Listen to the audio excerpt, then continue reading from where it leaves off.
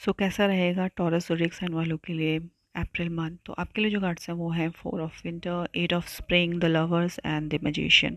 तो this is the month जहाँ पर आपको खुद के ऊपर खुद की हेल्थ के ऊपर ध्यान देने की ज़रूरत है। कहीं ना कहीं आप अगर किसी चीज़ को नेगलेक्ट कर रहे हो, कोई हेल्थ इशू आप फेस कर रहे हो, so it's time to take a break. चाहे वेकेशंस पे जाएं, कहीं घूमने जाएं, या फिर आप नॉर्मली यू नो मेडिटेशन करें, या फिर पीसफुली जितना हो सकता है अपने आप को सेल्फ लव करें।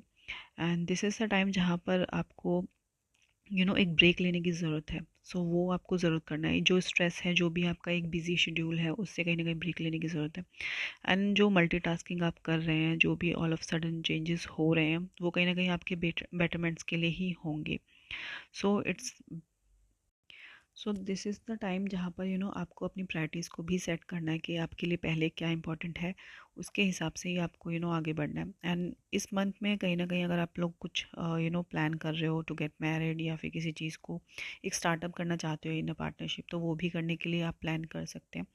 कहीं ना कहीं एक डुअलिटी आप फेस कर सकते हो वाइल टेकिंग एंड कोई भी इंपॉर्टेंट डिसीजन लेने से पहले। सो इट्स बेटर कि जो भी डिसीजन ले वो सोच समझ के ले, क्योंकि वो जो डिसीजन होगा वो लाइफ लॉन्ग आपको कहीं ना कहीं लॉन्ग टर्म्स में इफेक्ट करेगा। And in the end you will have everything on your platter.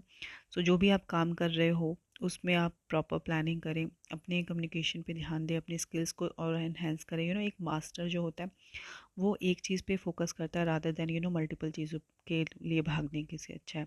So it's better जिसमें आप बहुत अच्छे हैं उसमें आप अपने स्किल्स को और अच्छे से मास्टर्स बन जाएं। एंड अगर आपको लगता है आपके काम में मार्केटिंग की ज़रूरत है, तो वो भी करें। कहीं ना कहीं ये टाइम जो है वो रिकग्नाइजेशन के लिए बहुत अच्छा रहेगा।